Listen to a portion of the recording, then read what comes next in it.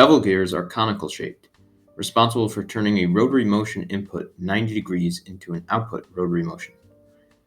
Typically, shafts are mounted 90 degrees apart, but other angles can be designed to work.